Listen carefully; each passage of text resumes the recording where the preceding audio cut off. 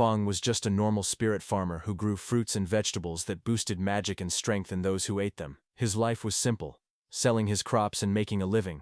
But everything changed when, on his way home, he witnessed a necromancer killing someone. When the necromancer noticed him, he tried to kill Feng too, but Feng managed to grab his farm tool and break free. Because of the loud commotion and fearing the Awakener Association, the necromancer decided to take over Feng's body and rushed into him. But to his shock, Feng carried a god system inside him. It killed the necromancer instantly, and merged Feng's power with his, turning Feng into a necromancer farmer. Awakened with a forbidden talent, Feng runs away from the scene to hide his powers and acted like a farmer to survive, but little did he know his life had already changed completely. It all starts 300 years after the Great Disaster. Magic spiraled out of control. The demon race descended from the skies and began a long, brutal war against humanity. After that war, the human population dropped sharply, and society collapsed. 10 powerful people awakened great magic and created huge protective barriers. These barriers held back the invading demons, letting humanity survive for a while. Humanity then entered a new age. When people reached adulthood, each person awakened a profession. The 10 original powerhouses turned their professions into inherited professions. Each of these inherited professions could exist in only one person at a time, becoming pillars for all of humanity. At Feishuan City, the sky was bright and clear. It was the year 335, April 1st, on the Cataclysm calendar. The profession awakening ceremony was about to start. A cart stopped in front of tall buildings, and someone called out that they had arrived. A young man named Feng stepped down from the vehicle and thanked his uncle Zhang. The large plaza was crowded. People gathered for the annual awakening test. Feng looked around in amazement, thinking, the annual awakening test truly lives up to its reputation. It's packed. When people reached adulthood, they took the awakening test. Professions had different ranks: N rank, R rank, S rank, SR rank, and UR rank. Higher rank professions had stronger combat power, and those who awakened rare professions could directly enter elite academies. Young people walked among tall statues of past profession holders, praying for good luck. Feng watched them quietly. A voice from the crowd prayed to one of the statues, asking the great berserker to bless them so they could awaken at least an SR rank profession. But another loud voice came from the crowd, telling the people in front to hurry because the speaker's test was coming soon. Nearby, Feng stood silently, watching the line. A girl prayed toward a statue, saying that she admired Lady Tianu since childhood, and asking her for a blessing to awaken the most noble inherited profession. Hearing this, others thought it was funny and wondered who would daydream like that in broad daylight. Seeing those students, Feng then turned to someone beside him and asked what the people were doing. The other person looked surprised and asked Feng if he didn't know. He explained that there was a rumor that this year's test would produce a new inherited profession holder. He added that there were currently 4 vacant inherited professions, so it was natural that everyone was praying hard. Hearing that, Feng felt that everyone's eagerness to advance seemed stronger than usual this year. To him, that meant business would be good. Suddenly, bright magical fireworks burst in the sky, signaling the start of the testing. Someone shouted for everyone to hurry, because the tests had officially begun. Inside the hall, the examiners read out the results one by one. They announced that Lin Hu awakened an R-rank profession at level 10 with 13 magic power. Then they reported Winsa as an N-rank profession at level 8 with 8 magic power. After that, they announced Gu Fai, who awakened an S-rank profession at level 34 with 55 magic power. And Gu Fai was accepted. A student with short hair was shocked to hear that Gu Fai actually had 55 magic power, and he wished he had that much magic power too. When Fen heard that, he immediately held up a bright red tomato and asked that short-haired man if he would like a tomato that could increase magic power. The short-haired man looked shocked at the offer. He asked in disbelief if it was really a tomato that increased magic power. Fen explained that he was a spirit plant doctor, and this tomato was a premium variety he had carefully cultivated. He also said that each tomato increased magic power by 5% within 5 minutes, and that each one cost only 5 gold coins. He then showed a bag filled with different spirit plants: tomatoes, long cucumbers, sweet potatoes, and small yellow beans.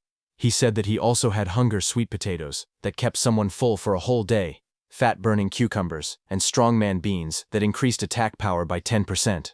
Hearing that, 2 people nearby whispered among themselves. One of them wondered if this was a scam because he had never heard of spirit plants like these. Another person questioned how something could increase magic power and help someone lose weight. The short-haired man holding the tomato told them to just buy one and try it for themselves. He said they could check the buff effect after eating it, and complained that he was tired of eating energy bars every day. Faung leaned forward with a confident smile. He announced that it was first come, first served. He said the quantity was limited, and once they were gone, they were gone. Then he added that the first customer could try one for free. Hearing that, the short-haired man stared at the tomato in his hand with a doubtful face. He looked tense and unsure. He then took a bite of the tomato. His face was still hesitant, but he bit into it anyway. Right after eating it, his expression changed completely. He clenched his fists with excitement as a bright glow of energy appeared behind him. He shouted that his magic power really increased and that his body felt lighter. A blond young man nearby stared in shock and asked if he was seeing things because he knew that the spirit plant vegetables were developed by the Extraordinary Academy's agricultural department, and he heard they were usually supplied to SR rank professions. Femme told that man that this was a special promotion for the test convention, since everyone here had the potential to become academy students. Hearing that, the blond man's eyes lit up, and he quickly asked Femme to wrap all of the vegetables for him. Hearing that, a small crowd gathered around to buy those vegetables and grew angry. One person complained loudly, saying he was here first. Another shouted that he wanted 10. Someone else praised the tomatoes, calling them extraordinary produce. Another excited person said that his magic power really did get a boost. Feng watched the scene with a small smile. He thought about his situation. He knew that even though he had only a farmer profession, ever since he maxed his level, all the vegetables and fruits he grew gave beneficial buffs. He admitted to himself that he used some marketing tactics, but the effects of his produce were real. After selling all of his vegetables, Feng sat alone in front of a certain shop. He was packing his bag quietly and was about to leave, but suddenly noticed someone coming toward him. When he looked up, he saw that same blond man from before approaching. Seeing that blond man, Feng listed the things he sold: chestnut pumpkin seeds for 5 gold, flower rhino manure for 7 gold, grape winemaking sugar for 10 gold, and some magic power boosting potions worth 257 gold. After listing everything, he handed over 10 gold to that blond man and said it was his payment. This blond man was Feng's friend, who helped him sell his vegetables by boasting about them as a customer. As the blond man accepted the coins, Feng complained that he didn't have enough money left to buy premium fertilizer for improving his fields. The blond man thanked him, calling him Brother Feng. He said the spirit plants were very useful and asked why he didn't grow more. Hearing that, Feng got annoyed and hit the blond man, asking if he thought growing spirit plants with such effects was easy. Later, the two of them walked together under a clear blue sky. The blond man said it was a shame because Feng had high talent since childhood, yet he was only— But before he could complete his words, Feng interrupted and told him to hurry home, saying Aunt Zhou was waiting for him. Then Fensturi walked alone under a bridge thinking about what that blond man was saying. Although people called him a genius since childhood, he only awakened the N-rank farmer profession. He recalled that when he went to burn paper offerings for his deceased father, who had been an archdruid, he was scared his father might jump out of the coffin. Thinking positively, he said that maybe this was karmic balance, since he had a herbalist mother and an archdruid father, yet he became a farmer. But in truth, he was satisfied with his peaceful life. He felt relieved that he did not have to go to the battlefield and die like his father, and that his mother would not have to worry. As he walked forward, he said that even if it was only for his mother's sake, he must take care of their family farm properly. But suddenly a single drop of water fell on his face. He looked up in confusion. He asked himself why it was raining when the sky was clear. But wind suddenly swirled around him, and a man came falling toward him from the sky. That man fell toward the street with a terrified face. Finge watched in shock as the man crashed into the ground. He panicked and wondered what was happening. He asked if the wall had broken, or if demons had invaded. But before he could understand anything, that fallen man lying on the ground suddenly woke up. He was surrounded by broken stone pieces. His bag and a lantern lay beside him. The injured man on the ground held a small device tightly. With panic in his eyes, he spoke quickly that the inherited profession holder, Necromancer Heishao, had betrayed them and was trying to transfer his profession inheritance to the demon race. That injured man thought to himself that he needed to notify someone as soon as possible. But before he could act, a huge dark claw wrapped in purple light appeared above him. The claw's power made the air shake as it moved toward him. The man looked terrified as the purple energy surrounded him. Feng, watching from a distance, was shocked, wondering what was happening. He could not believe that someone could transfer an inherited profession to the demon race. He questioned if that was even possible. Suddenly, a demon-like figure, whose whole body was covered in purple energy, appeared and crushed that injured man. His dark voice echoed in the purple haze. He called that injured man a fool, who saw everything, but instead of running, he was rushing to his death. That demon-like figure grabbed his shoulder and thought that if he hadn't been injured by forbidden magic, he would have escaped the city already. And once he transferred his inherited profession to the demon race, he would gain an immortal body. But since he had been delayed for so long, the academy had probably noticed his actions by now. But suddenly, the demon's eyes narrowed sharply as it sensed something. At his side, Feng, while trembling, tried to sneak away from there slowly because he had stumbled into a murder scene. He thought that since the demon had not noticed him yet, he should quietly slip away. He began tiptoeing backward, trying to leave without making a sound. But before he could, that demon surrounded by swirling purple energy extended his hand toward Feng, asking if he had ever said Feng could leave. He grabbed Feng by the collar and lifted him into the air. The demon told Feng that the person who had just died was the famous Dean Ye of the Extraordinary Academy. He said the dean died pitifully and asked if he should use Feng's blood and bones as an offering to honor the dead dean. Feng gritted his teeth as purple energy wrapped around him. He thought that this twisted pervert demon's magic power was terrifying. He could not break free at all.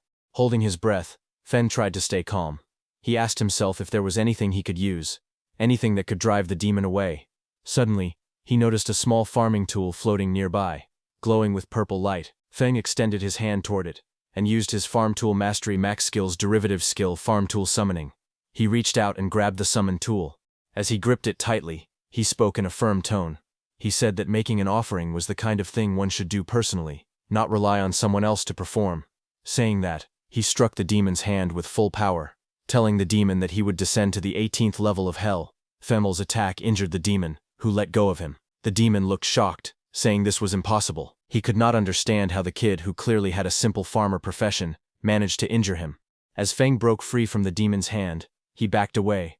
To fight back, he looked around and saw a fallen tool on the ground near that dead man. He reached forward quickly and grabbed the object, which looked like a lantern-type device glowing with purple light. Feng activated that lantern, and a huge blue beam of energy shot toward the demon. The beam struck the demon with overwhelming force. To defend, the demon gathered purple energy. A dark, swirling sphere formed in front of him, with many purple tendrils stretching out like roots in the air. The impact caused a massive explosion of purple and blue energy. Dust filled the air. When the smoke began to clear, the demon stood again. His armor cracked, his expression filled with rage. But before that demon could attack, strange purple spinning shapes appeared in the air above Feng. Purple markings circled around him from every direction. The demon immediately recognized those shapes and, in frustration, said it was the array dancer's marking formation. That demon crouched low as purple energy swirled around him. He glared forward with sharp eyes and said that if he could not escape, he would simply possess Feng's body and leave. Purple energy wrapped around the demon's body as he charged at Feng with full speed, giving Feng no time to even react. Feng let out pained sounds as the demon entered his body. The swirling energy closed around his body, pulling him toward the dark figure. Inside Feng's mind, the demon smirked and told Feng that even though he had the lowest profession, his talent was still decent, and he should feel lucky to become his vessel. Hearing that, Feng laughed nervously. Blue energy circles moved around him as he spoke. He said that he had been training since childhood without skipping a single day, so if the demon wanted to take over his body, he would have to work a little harder. But the demon remained confident. His voice echoed again, saying that inferior was inferior, and his power was something Feng would never reach. And the next second, Feng fell to the ground. Purple chains of energy wrapped around him tightly. He looked down weakly and said it seemed like luck was not on his side this time. His hand slowly reached out toward a knife lying just within his reach. As his fingers stretched toward it, Feng grabbed it and raised the sharp knife in his hand while dark purple energy surrounded him. His eyes were firm as he told the demon that they should both go down together happily. Hearing that, the demon became alarmed. He tried to stop Feng, asking what he was doing. But the next second, Feng stabbed himself hard in the stomach. Blood burst out as he held the knife tightly. He shouted that even if they both perished together, he would never give up his body. Feng's vision started to fade. In his thoughts he spoke to his father, saying he did not want to go over there and get scolded. His body fell to the ground, his eyes were closed, and purple energy wrapped tightly around him. But suddenly, a glowing golden light formed from his chest. The light grew brighter and brighter, spreading around him. That demon stared at the glow with fear and confusion. He wondered what the dazzling light was and asked himself if Feng's magic power was erupting. The next second, a blinding golden light burst open in the sky. The demon below looked up at it with shock as the golden beams spread out in all directions like glowing branches. Then that light wrapped around the demon's body. He stepped back in fear. His voice shook as he shouted that this could not be happening. He shouted that it was impossible. But more golden strands tightened around him. They spun faster and faster, forming a thick cocoon of golden lines around his entire body. The cocoon glowed even brighter, twisting with great force. In the next moment, a violent blast erupted from inside it. Purple power and shattered pieces flew out as something inside was destroyed. At that time, a purple system window appeared in the darkness. It displayed a message congratulating Fen, saying he had acquired a new talent, inherited profession, Necromancer. Then sometime later, Fen's eyes snapped open in shock while he was lying on the ground. He stared at his hands and his wounded clothes. With disbelief in his voice, he said he was still alive. Fen checked his body in confusion as he spoke. He said he could still control his own body and wondered if the demon trying to possess him had failed. He sat on the ground with a calm face and opened his system status window. A glowing purple screen floated in front of him, and he read the information on it. Fen looked at the glowing screen with a serious expression as he read the details of his new abilities. His name was written on it, along with his profession, Spirit Farm Master, Mutated/Unique. He looked at the screen with a calm and curious expression. Then he scrolled to another panel that showed the full list of his status information. His name was Lin Feng, profession Spirit Farm Master, which was mutated and unique. He was level 1 with 300 strength, 300 constitution, 100 agility, 110 magic power, 100 spirit, and 300 luck points. His skills were rapid land clearing, efficient planting, rapid harvesting, yield increase, farm tool mastery at max level, undead affinity, passive, transcendent growth, basic, undead summoning, basic, and soul extraction, passive. Feng stared at the screen closely. His eyes widened as he realized that his level had reset to 1, but all his maxed out farmer attributes were still there. Looking closely, he found that his magic power had increased as well because of that demon's soul force. With this, he realized that once he leveled up again, his attributes could break past the old limits of the farmer class. But he looked annoyed as he read the list of new skills. Among them, he noticed the undead summoning. He muttered that he could actually summon undead, but he hoped it would not summon that guy. Feng activated his farming skill, and in his left hand, green energy swirled around his fingers. In the next moment, Feng raised his right hand and used the other power he was feeling before. This time, purple lightning-like energy wrapped around his fingers. He stared at it with shock, watching the power rise through the air. Then Fen combined both of those energies and saw green and purple energies mixing inside his hand. He slowly realized what was happening. The farmer's magic power was merging together with the undead magic power. His face turned tense. He closed his eyes for a moment as he understood that something inside him had changed. He saw his glowing profession chart filled with symbols. He saw a green calm chart, and then he saw another chart releasing violent purple lightning. His profession tree was forming new branches. With a worried look, he realized that his profession tree had split. He had not changed classes. He had gained an additional profession. Feng stared at it in disbelief. He recognized one of the symbols of that purple chart, and understood what it meant. That demon who entered his body earlier was actually an awakener of a legendary inherited profession, Necromancer. He looked at that demon's purple figure lying on the ground and wondered in disbelief if this guy was a necromancer. The profession tree continued glowing. Purple electricity ran across it. Feng looked at his own hand again. A swirling green-purple power pulsed inside his palm. He could feel that the power still did not belong to him. He became anxious. He knew that if he couldn't tame this energy and fully turn it into his own power, something dangerous would happen. His farmer profession would collapse, disappear, and his consciousness might be devoured by that demon again. Feng covered his face, embarrassed. He glanced at the profession tree and thought that the yellow color on his own farming icons looked dirty and earthy. Feng stood inside a glowing purple magic circle. Purple runes floated around him as he raised his hand and activated the skill Undead Summoning. Right after that, purple energy cracked the ground as the space around him shook. Broken pieces of the ground floated into the air as purple lightning hit the necromancer and the human he killed before. The purple energy swirled wildly as something began to appear inside the circle. Two figures slowly formed from the purple light. One had a body shining like a pale blue phantom. He was Yue Ye, level 1 undead sage. The second figure appeared glowing bright purple with sharp armor and long hair. He was He Xiao, level 1 undead wild hunt. Feng looked at them and realized it was really that human, and the necromancer. Even though their levels had been reset, all their abilities were still preserved, and they could level up again. After all that commotion, he knew the law enforcement squad was on the way, so he needed to leave quickly. He immediately turned to leave because he also understood that no one would believe an ordinary farmer could kill two extraordinary individuals. Instead, if anyone found out about his current situation, it could bring serious danger to him. So Feng walked away with his backpack, but he was determined and said that the urgent priority was to find a place that could give him protection, resources, and high-tier land. Haitu wanted a place where he could test and control his dangerous new power and turn his dad's theories into reality. Then one day later, Feng went to his family farmland, which was clear and bright. Feng walked along the open fields, looking troubled. He thought about how a full day had passed, yet the necromancer's influence on his profession still had not faded. But leaving that aside, he opened his laptop to watch the news. A man in a suit appeared on the finance channel. He greeted the audience and announced that the day marked the birthday of a veteran agricultural teacher. Back on the farmland, Feng inspected a young plant in his hand. Purple lightning wrapped around his fingers as he examined the sprout closely. He noticed that every crop affected by his new power was turning strange. Around him, the mutated plants grew unnaturally. Green vines thickened, stretching under a sky filled with purple energy. The stems twisted into complex shapes, forming net-like structures that shimmered under the sun. Soon, one plant swelled into a large cabbage-like bulb. Purple energy pulsed from within its leaves. The bulb shook and then burst open, releasing thick smoke. Suddenly, a long dark vine shot out and grabbed a small bird mid-flight. Sharp purple spikes rose from the plant as the bird struggled in the air. Feng looked at it in shock.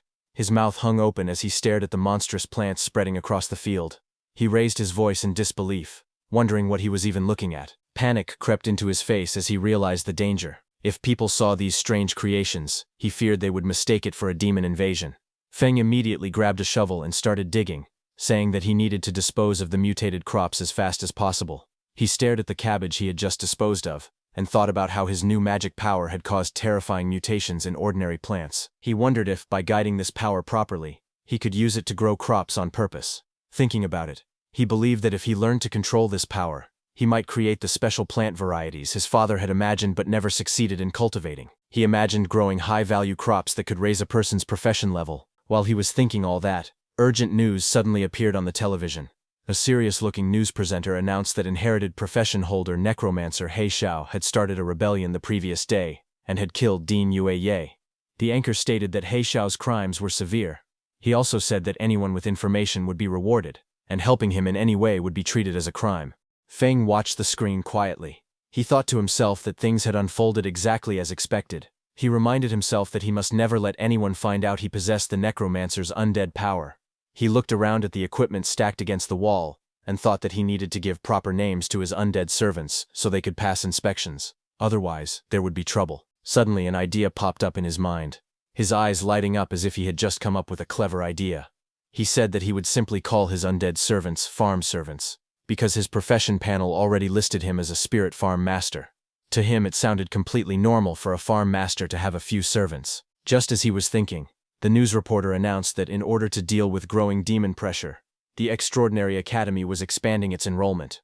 The reporter explained that anyone who passed the assessment would receive resource support from the academy, and would even be given private estates capable of producing high-tier crops along with special subsidies. The reporter added that enrolled students would be able to hire farmers to help them grow high-recovery crops. Hearing this, Feng thought that the academy's land was safe, fertile, and well-supported with resources. He realized that this was exactly what he needed right now. He thought about his own situation. His necromancer identity was a dangerous secret, like a ticking time bomb. But Spirit Farm Master, to everyone else, that was just a harmless farmer. He told himself that he had to get into the academy, no matter what. Then, some days later, at the Extraordinary Academy Registration Plaza, inside the registration hall, a row of examiners in black suits sat behind a long desk. One of the men asked for the next applicant's information. He looked up and said in a flat tone that they needed the applicant's name, age, Awaken profession, and level. Feng stepped forward. He carried his backpack and calmly stated that he was 18 years old, and that his profession was Spirit Farm Master, Level 1. Hearing that, one of the examiners repeated the words Spirit Farm Master with confusion.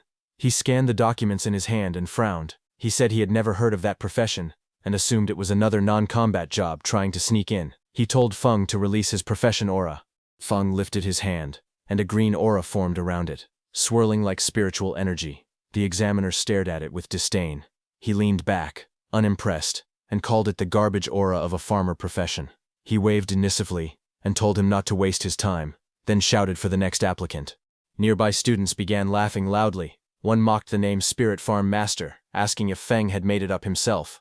Another joked that it was hilarious for a level 1 farmer to even think about applying. They told him to go back to farming. More voices joined in, saying that Instructor Li was right and that someone like Feng would only drag down the school's standards. They said they wouldn't even hire him to work their own fields. But Feng stood facing them without reacting. He looked toward Instructor Li and spoke steadily. He explained that his profession was a mutated profession. He asked the instructor to give him a chance. He added that his fundamentals were solid and that he would not disappoint. But the instructor grew angry and shouted that solid fundamentals meant nothing for someone who was only level 1. He said a level 1 person couldn't possibly have any real foundation. Then he ordered the security guards to throw Feng out. Hearing that, Feng stepped forward, calmly, and reminded the instructor of the rules. He said the recruitment notice clearly stated that all professionals were allowed to take the test. He warned the instructor to be careful, saying he might even report him. Fen Trun then held up his phone. With a smug look, he pretended to call the supervision bureau and said there was a teacher refusing to let him take the academy exam. Hearing that, the instructor panicked. He rushed forward and grabbed the phone from Feng's hand. His face twisted in anger as he shouted at Feng. He threatened him, saying that if Feng dared to report him, he would make him regret it. He also said he didn't believe a level 1 farmer could ever pass the exam. Nearby students whispered to each other. Some said that even if Feng was a farmer-type profession, the instructor's attitude was too much. Others said Instructor Li's behavior seemed excessive. One of them mentioned hearing that the instructor failed a promotion exam and could only work at the admissions office now. Hearing them talking, the instructor shouted loudly at everyone. He told anyone who didn't want to take the test to get lost, his voice full of irritation as the crowd watched. Then sometime later, the group began walking behind the instructor. Feng followed among the other students. Soon they arrived at a huge building covered with giant twisted wooden roots. Many people stood outside it. The instructor looked back and spoke, telling Feng that he could still admit defeat now if he wanted. But Feng walked forward calmly and thanked the instructor for leading the way. The entrance was covered with wooden boards marked with warning signs. 2 glowing portals appeared on the ground and Feng stepped toward them with the others. Inside the structure, Feng flew through the air, bouncing between the thick wooden roots. He managed to land on one of the roots and caught his balance. Feng narrowed his eyes and said that it was time to let the horned rabbits experience the terror of industrialized farming. He then sat down and pulled out a jar filled with orange powder. With a confident smile, he explained that this carrot essence powder was his newest creation. According to him, it could easily lure even level 20 mighty rabbits, so dealing with these low-level horned rabbits would be simple. He said it was a piece of cake. He then knelt on the ground, sprinkling the carrot essence powder carefully over the soil. A thin trail of powder spread out around him as he worked. Then immediately carrots grew on the ground. A few minutes later, a small pink horned rabbit appeared. It sat happily among the grass with several carrots lying in front of it, looking excited as it stared at the food. But suddenly, Feng's powerful undead, covered in dark purple energy, rushed forward. Their attack hit the rabbit instantly, knocking it away with a burst of lightning-like force. Feng stood before his 2 summoned warriors. One was dark and sharp with blue and black armor, the other wrapped in glowing purple energy. He told them that waiting for rabbits was too slow and instructed them to listen carefully. He ordered both of them to make sure no one else saw them and to kill every horned rabbit that had been lured nearby. He looked determined and said they should kill as many as possible. Right after that, the 2 undead warriors burst out with bright blue and purple energy, shooting forward through the giant wooden roots. The purple undead used its massive sword and cut down many horned rabbits in one slice. Meanwhile, many horned rabbits flew into the air, trapped inside glowing blue bubbles. The dark blue armored undead floated among them, controlling the swirling energy around the captured rabbits. And then, with a flick of his finger, he killed all of them. Feng watched them and whispered to himself that the 2 undead following him were still incredibly strong, even though they were only level 1. He felt he had really gotten lucky. But suddenly, a loud bell rang, and a voice announced that time was up. Outside, Examiner Li in a black suit stood before the big tent and ordered all examinees to come out and hand in the rabbit horns they had collected. Students lined up to submit what they gathered. Examiner Li shouted at each person harshly. Someone who brought 2 horns failed. Someone with 3 also failed. Another person with none was told to get as far away as possible. Some students complained that rabbits were usually easy to find, wondering why they were so rare this time. Another student said that getting 4 horns was decent because many people didn't find even one and would have to wait for the next recruitment. Then Feng stepped forward. Examiner Li looked at him with annoyance and called him trash, saying he probably didn't have a single horn and should hand over whatever little he had. But instead of answering, Feng raised his hand, and a glowing green magic circle formed around his fingers as he opened his inventory with a confident smile on his face. The next moment, a huge wave of pink-horned rabbits came crashing into the tent like a tidal flood. Dozens upon dozens of fluffy bodies piled up, burying the rude examiner under them until only his arms and legs stuck out. Other students stared in shock as the rabbits kept tumbling forward, filling the entire space. Feng stood calmly in the background, watching the chaos he had created. Examiner Li and the staff member beside him looked at those rabbits in shock. Feng smiled slightly and told them that he had a total of 500 horned rabbit horns. He politely asked if they wanted to count them. The examiner's face twisted in disbelief. He stuttered in panic and accused Feng of cheating. But suddenly the teaching director appeared. He stepped forward with a stern expression and scolded the examiner, asking how someone his age could still bully a child. The examiner froze and nervously asked why the director was there. The director said that if he hadn't come, all of his pet rabbits would have been wiped out by people with no professional ethics. The director then looked at Feng and told him that he had passed the preliminary test. Hearing that, Feng bowed deeply toward him and thanked him for being fair. But when the director saw Feng's face, he got shocked. He stared closely at Feng and said that Feng gave him a familiar feeling, and asked if Feng knew why. Hearing that, Feng's eyes narrowed slightly. A tiny bead of sweat slid down his cheek.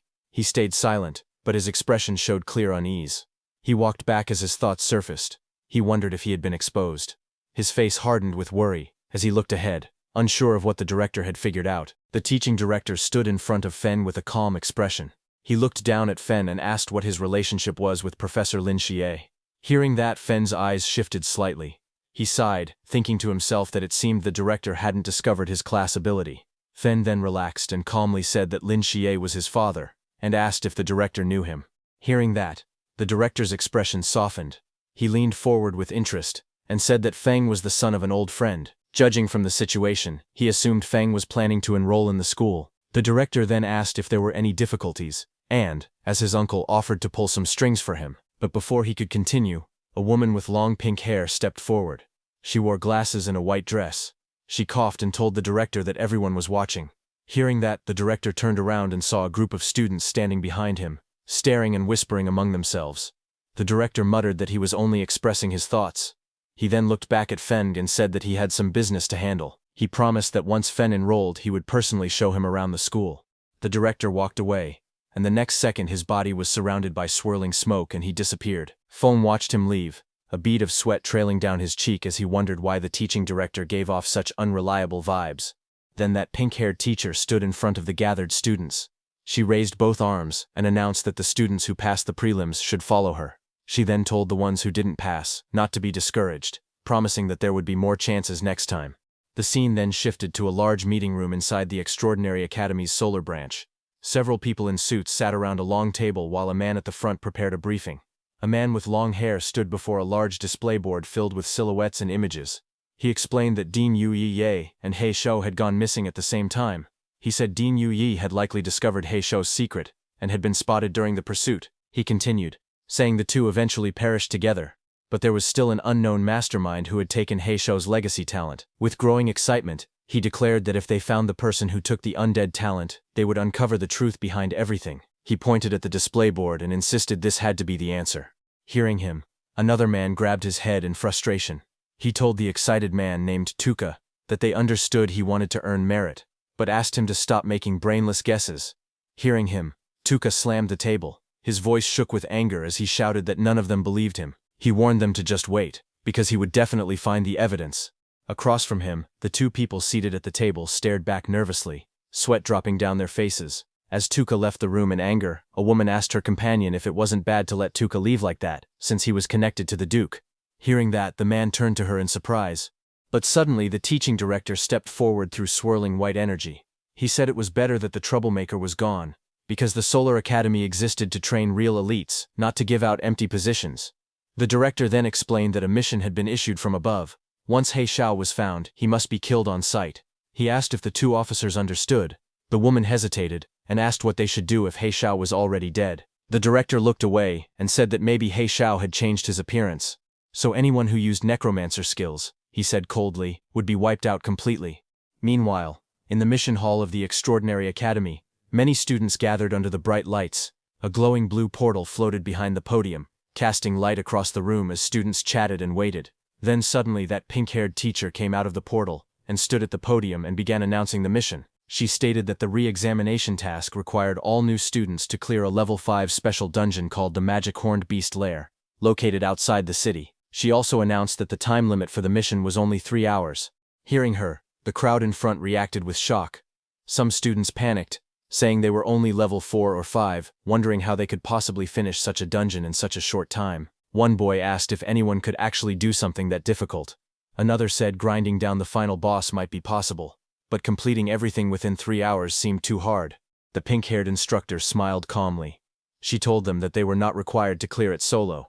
She explained that they were allowed to form parties, but each team could not exceed 5 members. After forming a group, they had to return and register their starting time. Hands immediately shot up throughout the hall. Some shouted that their team of 4 needed one strong frontline warrior. Others called out that they were elemental mages with explosive damage. A girl introduced herself as Zhao Nanyang and asked if any strong seniors would be willing to carry her. Among the lively crowd, Fen stood off to the side. Carrying his backpack, he looked down at a glowing system screen in front of him, reading the mission details displayed on it. While Fen was standing quietly, suddenly a pair of red high-heeled boots stepped toward him. Fen lifted his head slightly, noticing someone approaching. A pink-haired girl with twin buns stood in front of him, smiling warmly. She introduced herself as a level 7 magic class student. She told him she had watched his prelims and saw how he managed to kill so many magic-horned rabbits. She said he must be very amazing and politely asked if she could team up with him. Feng listened calmly. In his thoughts, he noted that a level 7 student was definitely strong enough to solo the dungeon. He thought that if he were still just a farmer class, he would happily accept such an invitation, but his necromancer abilities absolutely could not be exposed, so he needed to avoid teaming up. He rubbed the back of his head with a relaxed smile and told her he preferred acting alone, gently refusing her offer. Hearing that, the girl kept her pleasant expression and wished him a smooth clear. She then turned and walked away in her red heels. Feng also walked off in the opposite direction, ready to face the mission alone. He went to that pink-haired instructor and leaned over the counter. When she heard that he wanted to go alone, she told him that this dungeon's difficulty wasn't low, but Feng said it was fine and asked her to give him the mission directly. Next, she handed him a scroll. As she did, she guessed that he wanted to solo the dungeon for its special solo reward, the Black Bear Gallbladder. She explained that the reward was a huge boost for low-level students like him, but warned that he still needed to understand his limits. Feng accepted the scroll with a small smile and thanked her for the reminder. The scene then shifted outside the Magic Horn Beast Lair dungeon. A massive portal shaped with jagged bone-like structures swirled with bright blue energy. Several academy staff members stood guard in front of it. Feng walked toward them. One staff member stepped forward and asked where his teammates were, but Feng replied that it was just him. Hearing that, both staff members looked at him with concern. One of them told him that a level 5 dungeon was too dangerous for a single person, and advised him to find teammates before entering. But Feng held the rolled mission scroll in his hand and looked straight ahead. He calmly told the examiners that the rules allowed a solo entry. The 2 staff members standing near the dungeon gate whispered to each other. One of them guessed that Feng probably wanted the solo reward, the Black Bear Gallbladder. The other said that Feng had guts, but he should first think about whether he had the strength for it. Left with no choice, they let him go. As the glowing entrance activated, one examiner looked at him again and softly wished him good luck. Inside the dungeon, there was a huge cavern filled with countless round eggs of different colors, scattered across the rocky ground and piled between jagged walls. A path led deeper into the lair. Feng walked forward as the blue energy light of the dungeon entrance disappeared behind him. He stepped inside with a calm expression. Immediately, 2 lizard-like monsters with long tongues crawled toward him from the front. He looked at them quietly and thought to himself that level 3 and level 4 monsters were no threat to him now that he was level 6. Feng summoned his Undead, who immediately rushed with flashes of blue and purple energy and killed those 2 lizard monsters. But suddenly, more monsters rushed toward him. He looked around at their growing numbers and sighed internally. The manual had warned that the dungeon contained many monsters, but seeing this amount in front of him felt like far too many. Feng stared at a massive cave filled with countless glowing red eyes peeking through the darkness. Lizard monster eggs covered the floor and walls around him. He looked at the sight calmly and said that this was a perfect time to try the new summoning method. A bright surge of purple lightning burst around him as he raised his hand and activated his skill, Undead Summoning. The lightning twisted through the air as monstrous shapes began forming. Moments later, those 2 lizards who were killed by Feng's undead before turned into lizard undead and appeared before him. Their bodies glowed with blue flames, their forms flickering like shadows as they waited for orders. Standing confidently, Feng pointed forward and commanded them to charge. From afar, the undead rushed out like a storm. Blue and purple energy streaks filled the entire passage, shaking the surroundings. Behind Fen, his 2 humanoid undead stood on the rocks, watching the advance. Watching those lizard undeads, Fen realized that beast-type undead kept some traits from when they were alive. They were aggressive but had low intelligence and could only follow simple commands. Fen observed them quietly. He noted that they consumed less magic power than others, but he wondered if they could do small chores like carrying water as well as fighting. Feng then sent his humanoid undead too. Those humanoid undead rushed forward, leaving trails of blue and purple light behind them. Both moved with sharp, deadly energy. The purple undead took out his long swords and struck first, swinging his long sword through the air. Powerful purple lightning wrapped around him as he slashed at the flying creatures in front of him. His attack scattered feathers and light everywhere. The blue humanoid undead formed hand signs and cast a spell. Blue energy gathered around him as countless glowing projectiles shot forward like energy balls, trapping those flying bird-like monsters. Watching those humanoid undead, Fern realized that they had higher wisdom. They could use the skills they had when they were alive and fought with more flexibility. Feng smiled with his hands on his hips, thinking that in the future, he could let them handle chores like weeding and fertilizing the fields. By now, Feng's lizard undead had finished killing. Feng raised his hand and used his undead summon skill again. Sharp spear-like streams of magic shot outward as several lizard-shaped monsters' dead bodies blasted with necromancy energy. Suddenly, a bright system window appeared in front of him. It displayed a message saying he had leveled up to level 7. Now behind him, many lizard and bird undead emerged. Their bodies burned with blue flame, and their eyes glowed sharply as they floated around him. Fawn looked calm, and simply said that the efficiency was not bad. Feng then walked forward through the tunnel, and reached a large chamber. Feng was amazed to see that he had reached the boss room in just half an hour.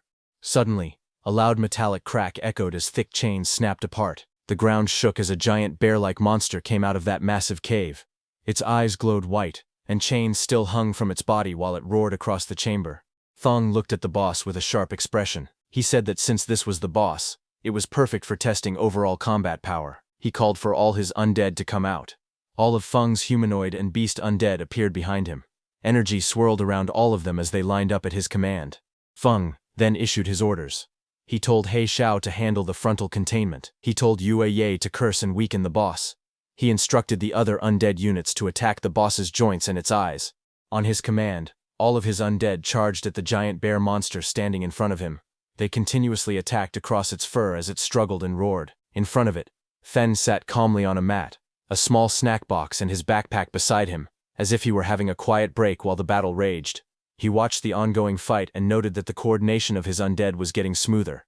He was eating grapes, and system notification points popped up saying his magic power had recovered by 666 points, and it kept increasing as he ate more and more grapes. Then Feng's purple undead lunged at the chained boss. The boss monster swung its claws, but it did no damage to the purple undead, and it got closer to the boss.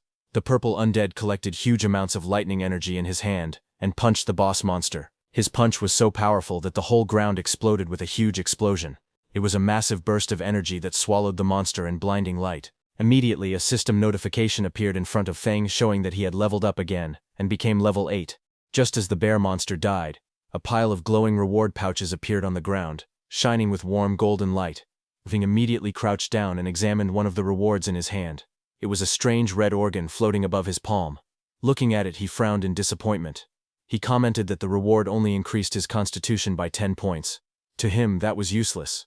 Nowhere near the improvement he could get from the supercrops he grew himself. But suddenly another system notification popped in front of him. It stated that the system was calculating the dungeon rewards. It confirmed his current classes, Farmer and Necromancer, and would distribute rewards for both. Immediately, 2 golden chests emerged before him, glowing with brilliant light. Feng was shocked to see them and realized that the dungeon settlement had actually given him 2 sets of rewards. He wondered if it was because he had dual classes. Then a sudden idea flashed through his mind, and a confident smile formed on his face. He said that if dungeon settlements could give double rewards, then there might also be a way to manipulate the crops he planted to receive even more benefits. Then after clearing the dungeon, Feng left the dungeon. As he walked out, everyone there, all the hunters, were shocked to see him. One of them muttered in shock, asking if he had really finished the dungeon alone. 2 of the hunters whispered among themselves, their voices filled with doubt. One shouted that it was impossible. Everyone knew how dangerous the inside of that cave was. There was no way he had cleared it alone. He claimed that Feng must have hidden inside just to save face and never gone deeper. Another hunter added that it didn't make sense. His clothes were spotless. There was no way someone that clean had fought through a swarm of magic beasts.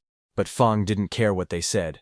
He went to the mission center and handed over the mission scroll to that pink-haired teacher, saying he was there to hand in the mission. The pink-haired teacher checked the dungeon scroll in her hands, and a green confirmation mark appeared on the screen, confirming that he had completed the mission. Seeing that, the pink-haired teacher's eyes widened in shock. She couldn't believe that he had actually passed, and that he had done it completely solo. Feng smiled softly. His expression remained composed, confident, and quietly satisfied with his achievement. Inside the academy's mission hall, The pink-haired instructor took the mission completion scroll from Fen. Her expression was calm yet serious as she spoke to Fen standing across from her. She said she would submit the scroll to the Academic Affairs Office but warned him that clearing a dungeon alone was still far too reckless. She added that if a freshman were to die in a dungeon right after entering the school, it would become a serious problem.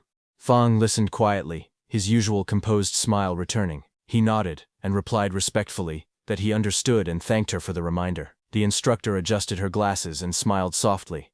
She told him that the final instructor interview would soon begin in the academy auditorium, and advised him to take some rest before then. Feng nodded again, and turned away, walking down the bright hallway with his hands in his pockets. Behind the glass walls, a few upperclassmen noticed him leaving. They whispered among themselves, watching curiously as he disappeared around the corner. Seeing those upperclassmen watching Feng, the pink-haired instructor sighed lightly and pushed up her glasses again. She thought to herself that she hoped this experience would teach Feng a lesson. Being too bold or impulsive in the academy could easily lead to trouble. Outside, Fens walked through the academy's forest path. Sunlight streamed through the tall trees as a faint light barrier shimmered between the woods. Fens walked quietly through the forest path when he suddenly sensed something behind him. His eyes narrowed slightly as he realized that someone was following him. Behind the trees, a group of 3 boys hid awkwardly, each holding a cloth in front of themselves as they tried to stay concealed. Fen kept walking forward, lifting his hand casually as a faint purple magic circle appeared around his fingers. A little farther back, the 3 boys whispered nervously among themselves. One of them frowned and said that since Fen could clear a dungeon alone, his strength must not be simple. He worried they might mess up. Another one waved it off. He said that no matter how strong Fen was, he was still under level 10, so his strength had limits. The third added that Fen had just finished a dungeon, so his energy consumption must be high. None of them had seen him recover yet. Their confidence slowly returned. One of them smirked and said they would crush him with numbers. Another reminded the group how badly they wanted the demon bear gall that increased stamina by 10. When they saw Fen walking away, one of them urged the others to hurry and catch him. They shouted at him from behind, calling out, "Hey, you farmer, stand still!" Feng stopped and turned his head slightly. With a calm expression, he asked if they were shouting at him. The group stepped forward with aggressive confidence, surrounding him. One of them mocked him, asking if he wasn't afraid of bursting from taking so many rewards by himself. Another insisted he must have gotten lucky inside the dungeon and found something valuable by accident. He demanded that Feng hand over the demon bear gall and the skill scroll. All of them flared their combat energy, their bodies glowing with blue light. One boy pointed at him and warned that if he didn't act sensibly, they would show him the true power of a combat class. Meanwhile, Falm stood still, facing them quietly. Falm looked at the group surrounding him and asked calmly why, out of so many examinees, they had chosen him. One of the boys stepped forward, pointing at him with an exaggerated expression. He asked if Falm really didn't know the reason, or if he was pretending. Another student explained that the exclusive reward for a solo dungeon clear, the demon bear gall, was a valuable item that added 10 stamina. He said that something so good was not something a farmer like him should be holding. Hearing that, Feng did a comparison in his mind of the demon bear gall, which increases stamina by 10, with his stamina watermelon, which also increases stamina by 10.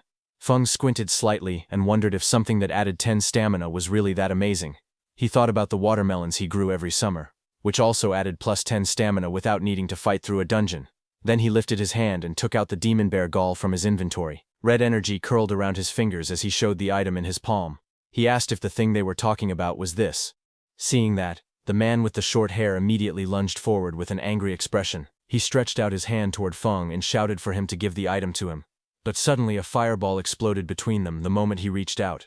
A violent blast of fire and smoke burst outward, filling the area with heat and golden light. The shockwave pushed the short-haired man back as he stared at the spreading flames in surprise. In the next second, a pink-haired girl rushed in. She held her staff in front of Fen and glared at the troublemakers. She demanded to know what they were planning to do.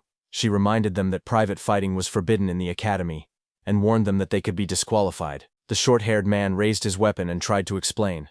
He insisted that the matter had nothing to do with the pink-haired girl, and that it only concerned Fen behind her. But the girl stepped forward without hesitation. Her eyes narrowed as she said that if she couldn't stand what she saw, then it absolutely had something to do with her. She lifted her staff, flames swirling around her as she made her final threat. She told them to leave immediately, or she would report everything to the instructor and see who would suffer more. Hearing that, the man with the fierce grin looked straight ahead, his expression full of arrogance. He spoke with confidence, saying that reporting the matter would only work if she even got the chance, and since she insisted on protecting the farmer, they would deal with her as well. He raised his voice and shouted to his group, He ordered his brothers to attack quickly, telling them to finish the battle fast.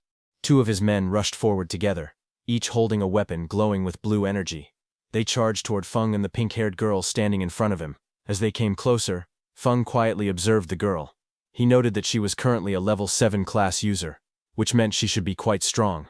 He wondered if she was capable of handling all these small fry by herself. The girl, however, glared forward with clear anger in her eyes.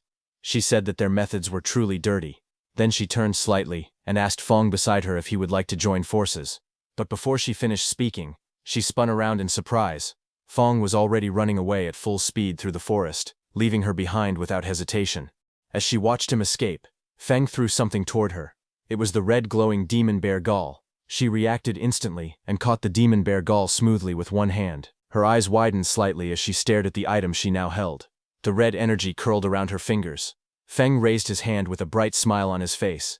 He thanked the pink-haired girl politely and said that the thing he gave her now belonged to her. Before the pink-haired girl could even react to what had just happened, those three men rushed toward her with furious expressions.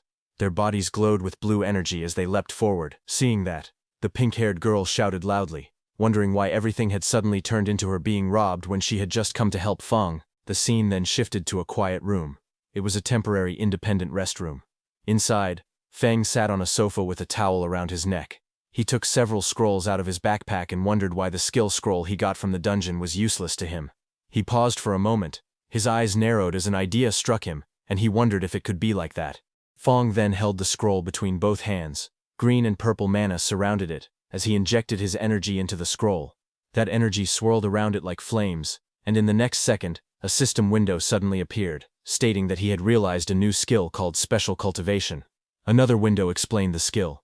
It was a beginner-level special cultivation skill that allowed him to use mana and certain materials to strengthen undead summons. It said there was a chance to increase their level, their quality, or give them new skills. Seeing the system notification, Felm jumped in happiness, saying it really worked. He explained that the scroll required mana from both of his classes at the same time in order to activate. Felm then summoned all his undeads. The tall shadowy figure of the largest summon stood in front of Felm, its body wrapped in purple and blue lightning. Felm stood shirtless in front of them. He lifted his hand with confidence and told them that it was time to test the new skill. Green energy flickered around Feng's fingers as he focused. His expression stayed calm, as if he already knew the result. The tallest summon, Heikui, was the first to react. Purple flames burst from its body as its power rose sharply, and a glowing message appeared beside it showing that it had advanced from level 6 to level 8. Next, the summon with the icy armor, Yuye, was covered in swirling blue energy. Its strength climbed rapidly, and it rose from level 6 to level 8 as well. The demon-horned bear followed soon after. Blue light wrapped around its heavy frame, and its level jumped from 7 to 9. Two smaller summons, the horned lizard and the horned eagle, glowed together in bright blue light. Their combined levels increased, rising from level 5 and 6 to level 7. Watching all of this, Feng tilted his head slightly. A small smile appeared on his face as he nodded in satisfaction. He said softly that it was not bad at all. He stood facing his newly empowered summons. Purple and blue energy stormed around their bodies. The huge figures of Heikui and Yuye towered in front of him, both stronger than before as they waited for his next command. Watching them, Feng lowered his eyes, and a quiet thought formed in his mind. He said that the only bad thing was when he would be able to obtain new fields, because he couldn't bring himself to ruin the fields at home just to experiment on new crops. Then sometime later, he walked out of his room, wearing casual clothes and a backpack. He stepped through the doorway with his hands in his pockets. But as he was closing the door, suddenly that pink hair appeared and called out to him. She brought up the demon bear gall. Fen turned slightly, and lightly smiling, told her that the demon bear gall was hers. Hearing that, the pink-haired girl's eyes widened. She held a small package tightly against her chest and shouted that the item was very valuable. Hearing that, Feng stared at her with a tired expression, his eyes half open. He muttered that there was no need to treat such rotten material like a treasure, and after saying that, he left from there. The girl froze. She repeated his words in disbelief and asked if she had heard correctly, rotten. Feng left the resting area and walked deeper into the forest where tall trees covered the area. He was very deep in the woods. He looked left and right and thought that there shouldn't be anyone around. After confirming that no one was around, Feng activated his skill and purple energy gathered around his hands. He wondered what effect the new skill had on crops. The purple energy spread toward two nearby plants, wrapping around them. The plants reacted as the power hit them, growing in some strange way. Feng looked at the plants with a confused face and commented that they looked no different from before when he used his skill on his farm. But suddenly, his eyes widened as he realized something was different. In the next instant, the plants exploded into a huge transformation. A monstrous flower burst upward with sharp teeth and vines, rising high above him as purple energy shot around the forest. Feng's expression was filled with surprise as he looked at the plants in front of him, asking if these two crops could actually move. His eyes were wide, and he seemed unable to believe that the crops could really move on their own. Elsewhere in the forest, another figure sprinted across the treetops with great speed. The spirit energy detector in his hand glowed, and he shouted that the energy reading was getting closer. That man was Tuka, who landed on another high branch. He checked the readings again and said that his guess was right. There was the aura of a necromancer somewhere in the area. A moment later, Taka reached the forest path. Just as he walked forward, he noticed Feng with a backpack passing by. Taka suddenly stopped and turned around quickly, staring at Feng. Then he reached out and grabbed Feng by the shoulder, stopping him. With a suspicious look, he asked if Feng was a farmer, because he looked like one judging by his clothes. Feng leaned closer and asked Tuka if a farmer had provoked him. Tuka's face then shifted into a look of mild disgust, his eyebrows tightening as he examined Feng in silence. Then Tuka raised his voice, calling Feng farmer, and demanded to know if he had seen a strange person appear nearby. Hearing that, Feng lightly touched his chin and answered that he actually had. Hearing this, Tuka leaned forward in excitement and urgently asked where the person was. Feng lifted his hand and pointed directly at Tuka standing in front, saying the strange person was right there. Hearing that, Tuka froze for a moment. Then his expression turned red with anger. Flames rose behind him as he shouted, asking how dare Feng humiliate him. He angrily declared his status, an elite of Sunwheel Academy, and the nephew of the Iron Lion Duke. His rage only grew stronger. He yelled that a lowly farmer dared to be rude to the nephew of a duke. Fire wrapped around his arm as he swung his fist forward, shouting that he would kill Feng. Tuka transformed into a wolf man, his body surrounded by violent green energy. He shouted that the lowly farmer would pay for his stupid words and actions. The green aura surged wildly around his body as rocks and debris were thrown into the air. Feng was pushed back by the impact. He crossed his arms in front of his chest and planted his feet firmly on the ground. Stones shattered, and dust burst upward around him. But he remained standing. His expression was calm, and his eyes were cold. He stated that the farmer Tuka looked down on could defeat him with one hand. Tuka laughed and lunged forward with glowing green energy swirling wildly around his body. His claws were raised as he charged straight toward Feng. He shouted for him to taste his attack. However, Feng's expression remained calm. As he noticed something strange, he thought that although he didn't know why the Aconite from his field had changed after being corroded by undead magic, it had gained a paralytic effect. He said that the last time he tested it, he had been numb and stuck in bed for an entire day. He added that grinding the Aconite into powder really worked as a narcotic. Tuka's face twisted as he inhaled the narcotic. Dark particles and green energy clung to his fur. Moments later, his eyes spun, stars circling above his head. His body swayed unsteadily, and his whole body started feeling dizzy. He looked down at his own body in panic and demanded to know what had been done to him, shouting angrily as he asked why his strength had suddenly disappeared. Feng stood calmly in the forest. He raised his fingers to his nose casually as he walked forward. With a calm expression, he said that it was just some common aconite powder from the fields. Then he leaned forward, green energy flowing around his arm. With a calm but sharp expression, he said that this was the kind of power farmers had. In the next moment, green streaks burst forward. The attack struck the beast directly, slamming into its body and overwhelming it before it could react. Later, the scene changed. The former elite Tuka hung helplessly from a tree, his hands tied above his head. His shirt lay discarded on the ground, and he was left wearing only his shorts. His body looked weak, and his eyes were dull. Not far away, Feng stood quietly and mocked him, saying that he could not even beat a farmer, yet still dared to call himself an elite. As he turned to leave, Feng calmly told him to enjoy cooling off there for a while. He added that when someone eventually found him, he should consider it a lesson learned. Just then, an announcement echoed through the area, calling all candidates to gather in the auditorium for the instructor interviews. Standing in the forest, Feng paused. Realizing the interviews were starting, he muttered that he needed to hurry. The scene then shifted outside the Extraordinary Academy auditorium. Groups of candidates stood around, quietly whispering among themselves. As Feng walked forward calmly, voices followed him. Someone whispered that he was the one who had solo cleared the level 5 dungeon. Another voice replied that they heard he only ran away and leeched off women. Unmoved by the whispers around him, Feng continued walking toward the auditorium with an indifferent expression.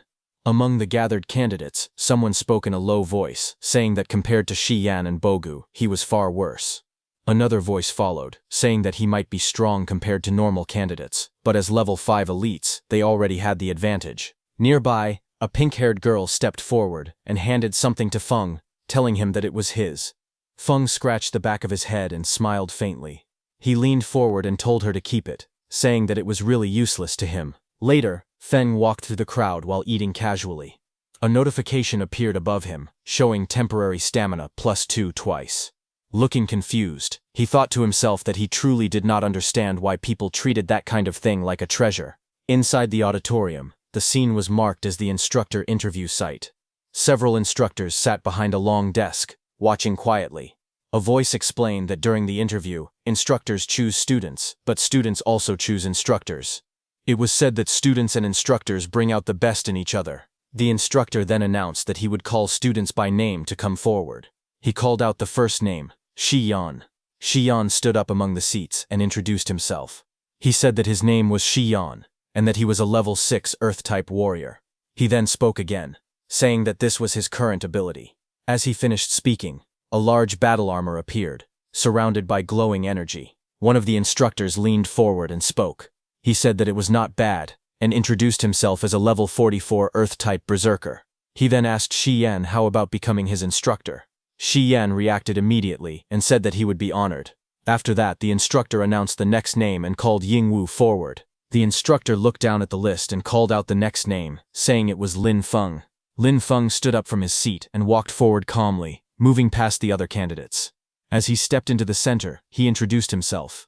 He stated clearly that his name was Lin Feng, and that he was a level 8 spirit farm master. As he spoke, green energy rose around his body, surrounding him as he stood there in silence. The two female instructors watched Lin Feng from their seats. The woman with pink hair commented that reaching level 8 at his age was very impressive. The woman beside her leaned closer and reminded her to look carefully, saying he was still just a farmer. Across the table, another instructor leaned against his colleague and spoke casually. He said that their extraordinary academy trained talent for the front lines, not ordinary people meant to be cannon fodder. But he also admitted that Lin Feng had performed very well in both the preliminary and second tests. The main examiner adjusted his monocle and looked at the others. He cleared his throat and suggested that, since everyone had different opinions, they should run a combat ability assessment for Lin Feng. After hearing this, the instructors began giving their responses one by one. The man with long dark hair crossed his arms and said he agreed. The woman with pink hair smiled and said it worked for her. Another instructor leaned back casually and said he didn't mind at all. Lin Feng stepped forward as the examiner called out to him. Green energy swirled around his feet, while the examiner asked if he was willing to take the combat test. The examiner added that their goal was to train people who could fight demons on the front lines, and without combat ability, things would be difficult. Lin Feng lowered his head slightly, thinking to himself. He said that his current combat strength wasn't very high, and he wanted to fight without exposing his necromancer abilities. Lin Feng lifted his head with a small smile and agreed. The scene then shifted to a large open space that had been temporarily marked inside the auditorium. Students and instructors stood around the edges, watching as Lin Feng walked to one side of the marked area. On the opposite side, a tall man waited for him. The instructor explained the rules with a wide grin. He said that the evaluation was simple. Lin Feng only needed to last 5 minutes under his attacks, and if he managed that, it would prove he had talent for combat. As the match began, bright golden energy burst out from the instructor's body. The force spread across the arena, shaking the air as powerful waves of pressure shot in every direction. Students nearby bent down under the weight of it. Some trembled as they struggled to stay balanced. One of them gasped, saying that this was the pressure of someone above level 40. Another said he could barely breathe, but when they looked toward Lin Feng, they saw him crouched lightly on the ground. His posture was steady, and his expression stayed calm. Someone watching said in surprise that Lin Feng looked completely fine. The instructor smiled proudly as he looked at Lin Feng. He told him that just for enduring the pressure, he had earned his respect. Then he opened his stance and said that Lin Feng should use all his power and attack with everything he had. Lin Feng lowered his body, steadying himself against the golden pressure. He thought to himself that the pressure from a level 44 fighter was intense, but he could still endure it for now. A glowing green orb formed in Lin Feng's hand, as vines of nature energy swirled around him. He stretched his arm forward and called out for his servants to come out. Green light burst upward. As the shapes formed, Lin Feng realized something. By covering the undead in nature magic, he could hide their undead aura.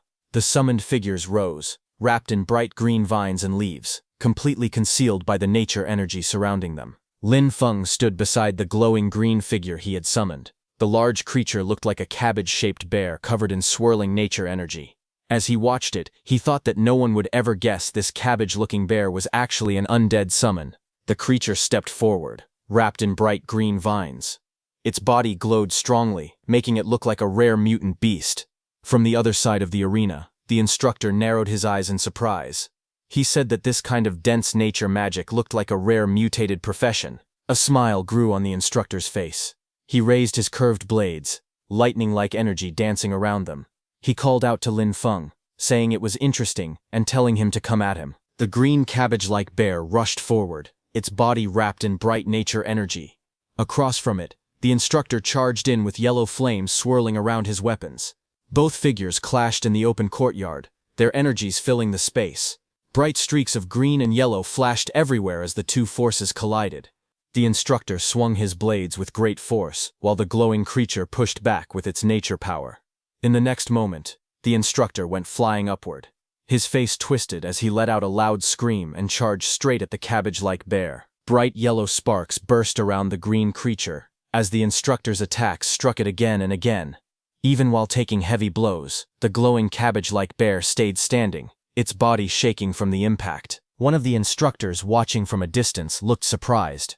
He said that any normal summon would have disappeared by now, but this one was still holding on. The green creature then roared and rushed forward, pushing through the attacks. Yellow and green energy clashed wildly as it charged straight at the instructor, refusing to fall no matter how badly it was hit. One of the instructors looked at the battlefield with sweat running down his face. He asked calmly if Old G was starting to get tired. Lin Feng stood nearby with a relaxed expression. He thought that his summons were undead, so they didn't feel pain or complain. He said that small injuries could be healed easily with a bit of magic. Old G watched Lin Feng and wiped away sweat. He admitted to himself that he originally wanted to show off in front of the students, but now he realized Lin Feng had real talent. He thought that he would need to get serious. Old G then looked directly at Lin Feng. He told him that he would compensate him for the destroyed summon, and asked him to watch closely. The instructor explained that normal summoner professions had to pay a price to make a contract with their summons. If the summon was destroyed, it disappeared, and the contract ended. The instructor activated a powerful skill. Golden energy exploded around him as the words Berserk Skill Bloodthirst appeared. He rushed forward with overwhelming force and struck Lin Feng's green summon. The impact shattered the creature's body. Pieces of green energy scattered everywhere as the instructor stood in the center of the blast, holding his curved weapon. After the attack finished, the instructor stood proudly with his arms crossed. Golden flames wrapped around his entire body. He looked completely confident, satisfied with the result of his strike. The instructor looked at Lin Feng and spoke with a mocking smile. He said that losing a summon must hurt, and told Lin Feng to go ahead and cry. He added that he liked straightforward, emotional students the most. Green energy slowly rose around him. His face turned calm and blank, showing no sadness at all. The instructor stared at Lin Feng in confusion. He wondered why the boy didn't look upset at all. He questioned if Lin Feng was so overwhelmed that he had gone past the point of showing emotion. Just then, green energy suddenly spread out from Lin Feng's body, stretching across the ground like long twisting shadows. The green energy then rose sharply, wrapping around the instructor. The vines and shapes tightened around him, lifting him slightly as he shouted in surprise. He complained loudly, asking how many summons Lin Feng actually had, and accusing him of playing dirty. The atmosphere turned tense. A burst of golden energy exploded around the instructor. He destroyed the green energy wrapped around him, and the force pushed him backward. He shouted in panic as the green power twisted violently through the air. A moment later, the examiner stepped forward and raised his hand. He calmly told them to stop. The instructor relaxed, and Lin Feng stood off to the side, his ghostly blue summon fading beside him. The examiner then faced Lin Feng with a composed expression. He said that Lin Feng had proven himself and was now qualified to become a student of Extraordinary Academy. He continued speaking. explaining that all nature-type instructors were currently on rotation at the front lines, so for now there was no teacher available to guide him yet. Lin Feng looked calmly at the examiner, a faint glow of green energy still drifting around him. He asked what would happen to his cultivation resources. The examiner faced him and answered without hesitation. He said the academy would never shortchange any student's cultivation resources, and that Lin Feng would receive everything according to the standard. The man then adjusted his monocle and continued speaking. He explained that because Lin Feng was an outstanding student in this exam, he was allowed to make one request to the academy. Lin Feng's expression shifted as he listened. A faint light flashed in his eyes, and he murmured that freedom and cultivation resources together were basically heaven. In the next moment, his tone became cheerful. He stood before the examiner with a bright, almost childlike smile and said that he wanted a plot of land. The examiner froze. He stared at Lin Feng with a confused expression, blue question marks filling the background around him. With disbelief on his face, he asked if Lin Feng really didn't want rare resources, high-grade gear, or top-tier items, and only wanted land. Lin Feng scratched the back of his head with a bright, carefree smile. He explained that his profession was spirit farm master, and said that he couldn't be a master without land. With a cheerful expression, he asked the director if he agreed. The director sighed in defeat. He stood with his hands in his pockets and said there was a training wasteland on the west side of the city that had been unused for a long time. He told Lin Feng he could do whatever he wanted with it. He also added that if Lin Feng had other requests in the future, he could come find him. Lin Feng stood opposite him with his backpack, bowing slightly as he thanked the director.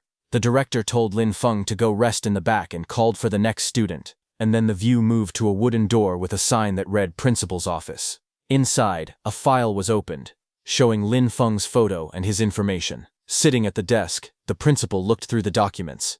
He raised his eyes slightly and commented that spirit farm master was quite an interesting profession. Just then, a woman with pink hair rushed into the principal's office and announced that she had an urgent report. The principal looked up from his desk and asked what it was. She handed him a document. The report stated that Tuka, a member of their investigation team who had been tracking He Xiao, had been brutally killed by a necromancer. She explained that the body was found close to the auditorium, and they now suspected that a necromancer had already slipped into the academy. The scene shifted to the western city training wasteland. Lin Feng walked alone through a quiet forest path, holding a paper map in his hand. While studying the map, he muttered the location to himself and then smiled when he finally found the place marked on it. A moment later, green flames rose from his hand as the usage rights document activated. A glowing message appeared, stating that he now had permission to use 100 mong of training land in the west of Fengtran City, granted by the Extraordinary Academy. Another message followed, explaining that a temporary lease agreement had been activated. The duration was 1 year, and a repulsion barrier had opened, allowing only the student Lin Feng to enter the area. Lin Feng touched his ear with a bored expression and complained that 1 year was really stingy. Then he added that most students would be heading to the front lines after a year anyway, so the limit made sense. Lin Feng raised his arms toward the sky with excitement. Purple energy swirled around him as he shouted that a full 100 move of land was his for at least a year. With joy on his face, he said that this finally felt worthy of the title Spirit Farm Master. A burst of purple light erupted around him. Lin Feng stood at the center of the glowing formation, pointing upward as the energy expanded across the wasteland. One by one, powerful spirit creatures appeared within the purple mist, towering shadow figures, glowing armored beings, and various small floating sprites. They surrounded Lin Feng, filling the sky with bright energy. Lin Feng looked at them with confidence and stretched out his hand. With a fierce smile, he pointed forward and declared that everything was ready. It was time to get to work. A dark, shadowy spirit released a violent burst of purple energy. The force shook the ground and sent rocks flying in all directions as the creature landed with immense power. Not far away, another summoned spirit, one made entirely of blue water, rose into the air. Waves erupted around it as it flew forward, controlling the water beneath it. On the field, a large fluffy beast with a horn rushed across the soil. Its body glowed with bright energy as it dashed ahead, followed by several small floating spirits carrying tools. The scene then shifted to Lin Feng relaxing under the sun. He lounged on a chair with sunglasses on, eating a slice of watermelon. With a satisfied smile, he commented that magic really did change life, and said the ancients hadn't lied. Lin Feng rested in the shade, calmly drinking from a straw. A small blue spirit tapped his shoulder to get his attention. Without changing his relaxed expression, he spoke softly and said that the land had been reclaimed. Hearing this, Lin Feng looked surprised. He turned around while holding a slice of watermelon and stared at his summons behind him. He said they were far more proactive than he expected. One of the undead let out a strange laugh, its glowing mouth curling in an eerie smile. Lin Feng looked at the ice-armored undead standing beside him. With a helpless sigh, he said that expecting undead to have their own consciousness might have been asking too much. Lin Feng finished eating and walked toward the doorway. Meanwhile, the ice-armored undead watched him leave. Its glowing eyes followed him quietly, its expression calm and unreadable. A faint smile slowly formed on its face, the cold blue light around its body flickering softly. Lin Feng walked along the narrow path beside the long row of greenhouses. A faint glow surrounded him as he placed his hand on the glass, checking on the crops inside. From above, the greenhouse roof revealed rows of planted soil beds. Lin Feng stood among the neatly arranged crops, looking up as soft blue light filtered through the glass. Different plants filled the space, some shaped like budding yellow lotuses, others like purple cabbages. Lines of text floated above them, showing their effects: permanent stamina, +1, temporary speed +1, permanent attack +1, all labeled as not yet mature. Lin Feng looked at them with satisfaction. He said that other people had to gain strength through bitter and exhausting training, while he improved himself through crops, balanced nutrition, and a solid foundation. Lin Feng stood inside the greenhouse, turning his head to look at the glowing crops behind him. He said it was a shame that only his crops could produce these effects. He added that if his yield were larger and everyone could improve through these plants, then the demons would become nothing more than weak chickens. Lin Feng walked through the narrow glass corridor holding a shovel. Sunlight filtered through the greenhouse walls as he stopped and thought about his situation. He said he couldn't plant only special crops. He needed enough normal crops outside to hide them. Otherwise, the strange plants inside the greenhouse would be discovered too easily. He tightened his grip on the shovel and said it was time to get back to work. One day later, the scene returned to the greenhouse under a bright blue sky. Inside the soil, a cluster of round potatoes sat packed together as Lin Feng used his tool to dig them up. Lin Feng stood beside the field with a shovel in hand. He faced the shadowy summoned figures beside him and demonstrated the motion, telling them to dig like this and instructing them to watch carefully. The shadowy helpers immediately followed his example, shovels in hand, digging quickly in a neat line. Seeing their work, Lin Feng smiled. He said that ever since he got these helpers, the speed of planting vegetables had increased dramatically. But suddenly Lin Feng shouted in surprise, asking what his helper was doing. One of the shadowy undead creatures held a potato in its hands, taking a bite out of it. Lin Feng leaned forward with a confused expression. The undead creature froze, startled as it looked up at him, still holding the half-eaten potato. A glowing system window then appeared beside it, showing its status. Undead lizard, level 6, temporary. Bone density temporarily increasing. Defense temporarily increasing. Lin Feng stared silently at the notification, looking down in thought. He thought that all of his undead lizards came from the dungeon, and the only difference was that this particular one had eaten a potato. Lin Feng then raised his hand to his chin, thinking seriously. A burst of realization formed in his mind as he wondered if the original crop effects could also work on undead creatures. In the days that followed, Lin Feng continued running systematic experiments. He carefully recorded how different crops affected the undead he controlled. However, he was not aware that someone was watching his field. A shadowy figure with glowing red eyes stood in the darkness outside the farm, staring toward the sheds. Under the moonlight, he muttered to himself that the place looked bizarre. He noted that several structures weren't there the last time he had been spying on the area. He crouched forward and looked again, repeating that those things definitely hadn't existed before. Then his expression hardened.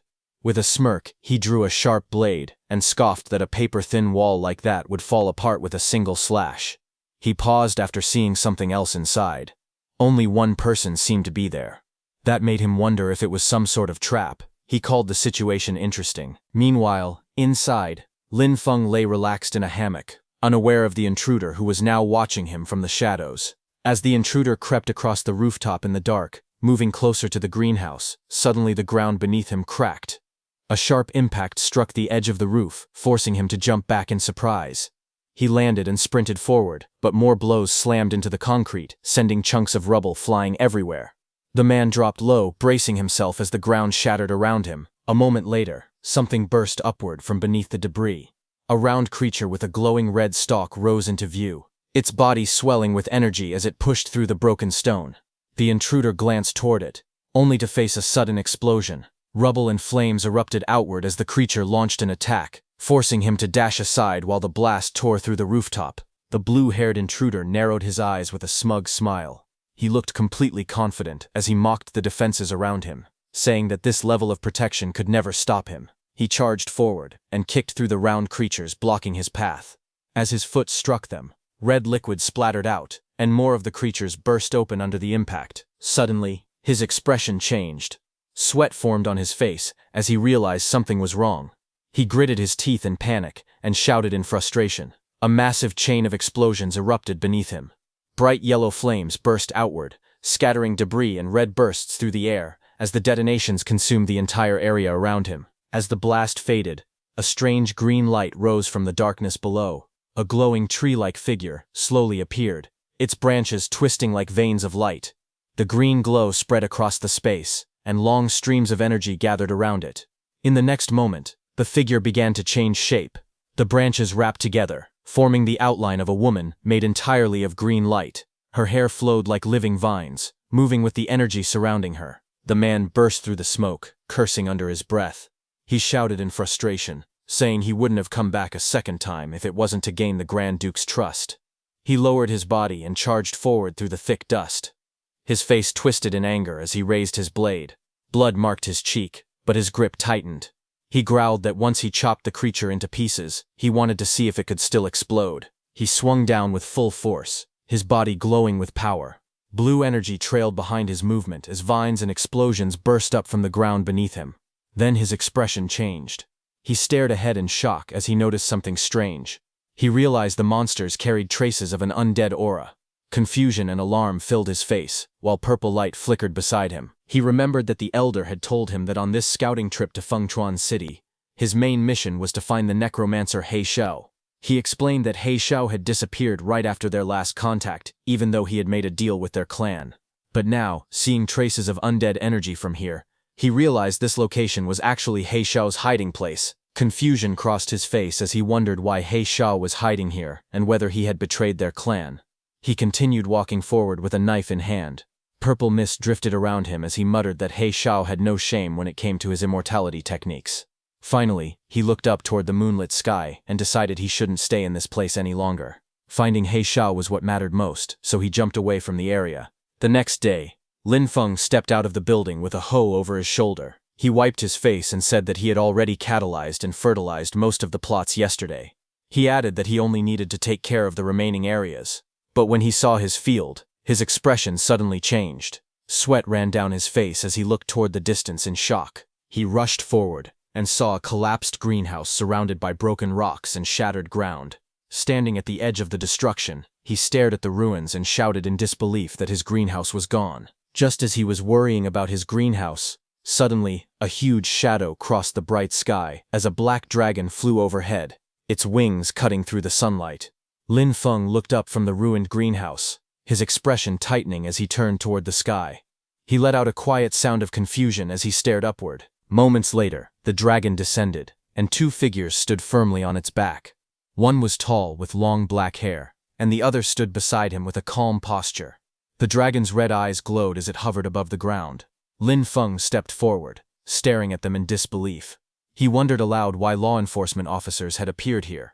The two law enforcement officers stood side by side, red energy swirling around their bodies. The man holding a folder looked at his device and reported that the magic detector showed the source of the magic aura was right here. The tall man beside him listened with a serious expression as the other wondered how a place that used to be a training wasteland had turned into something like this, questioning whether a demon might be hiding there. A small device floated in the air, displaying a message that the land had been leased. The officer with glasses read from his notes and said that although someone had already rented the land, they still couldn't rule out demon activity. He reminded his partner to stay cautious. The two law enforcement officers stood outside the barrier. One of them raised his hand and greeted Lin Feng inside, saying they were from the law enforcement team. Inside the barrier, Lin Feng looked confused and wondered why the law enforcement team had come here. The officer with glasses stepped forward, holding his device.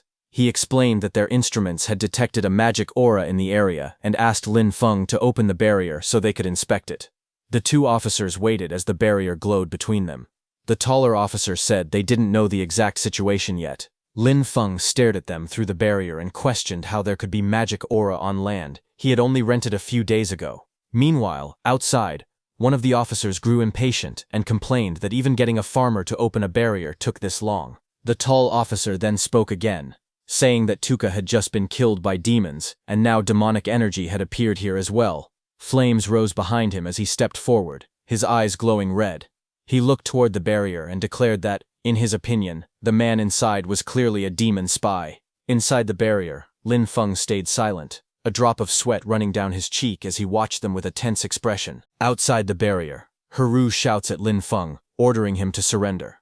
Lin Feng looks up calmly, his expression steady. Nearby, 2 law enforcement officers watch the situation. One of them says that Haru acted too impulsively.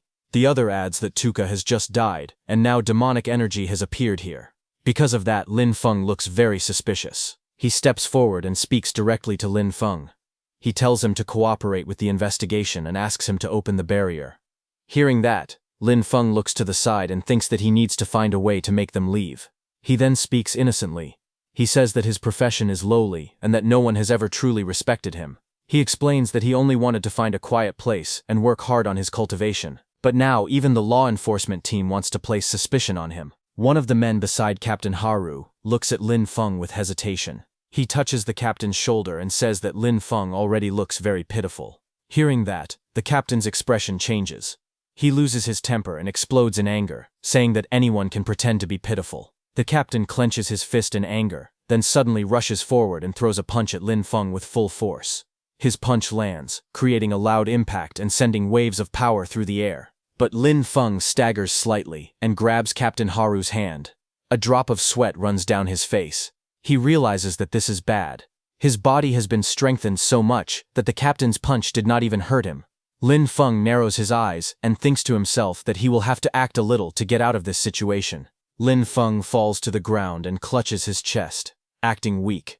The captain stares at him in shock and says that he used so much strength in that strike. He cannot understand how Lin Feng is still alive and says that Lin Feng is very suspicious. Lin Feng then looks up calmly and with a crying face asks if they are trying to beat a confession out of him just to close the case quickly. Before the situation gets worse, another man steps forward and stops the captain.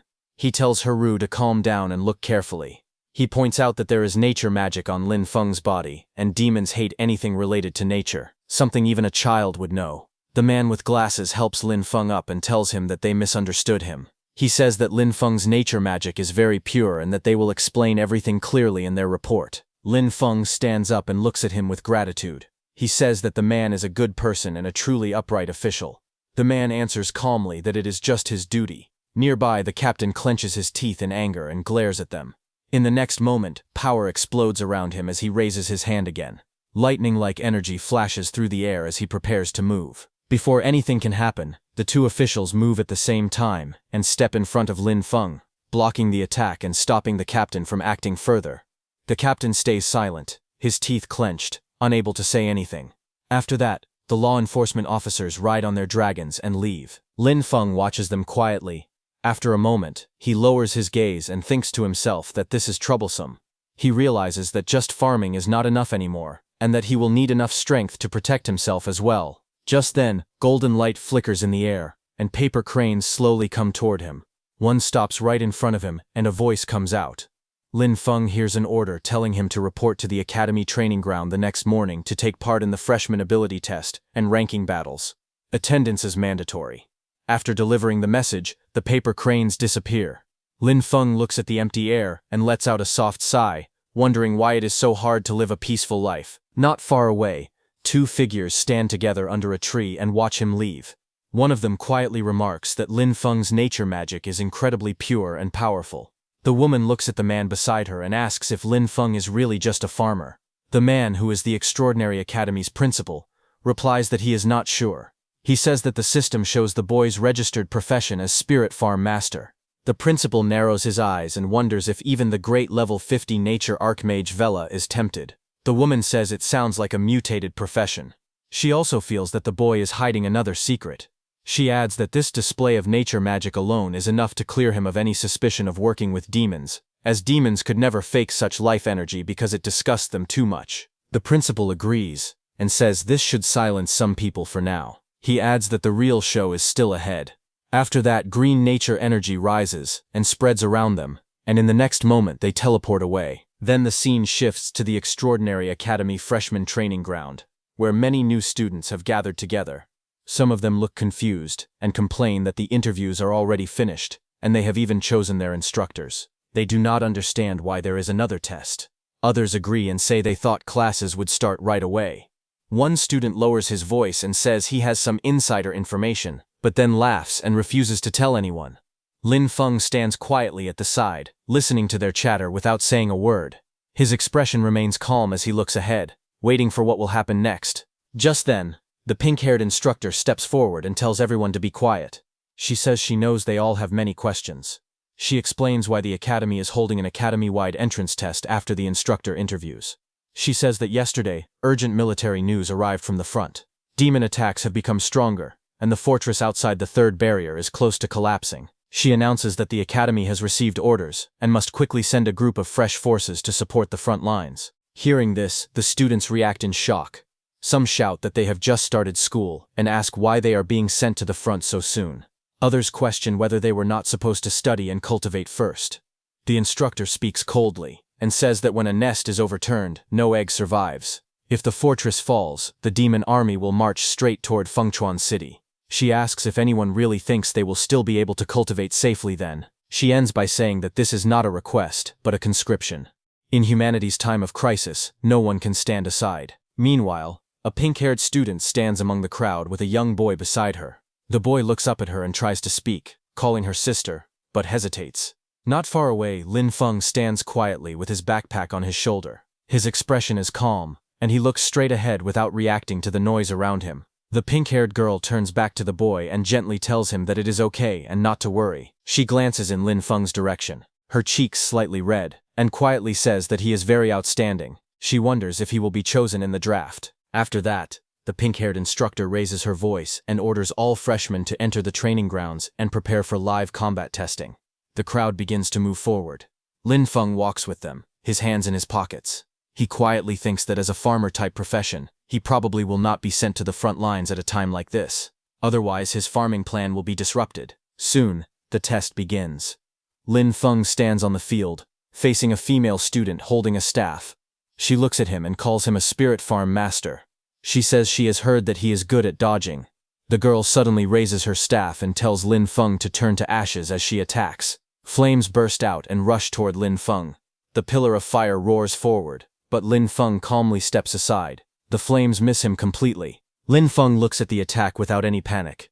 He says calmly that it is too slow and that her magic is not condensed enough. He adds that the fire could not even roast the sweet potatoes in his field. Hearing Lin Feng's taunt, the black-haired girl becomes furious. She frowns and begins chanting, speaking of a flame spirit sleeping at the end of the world. She raises her staff and says she will command it.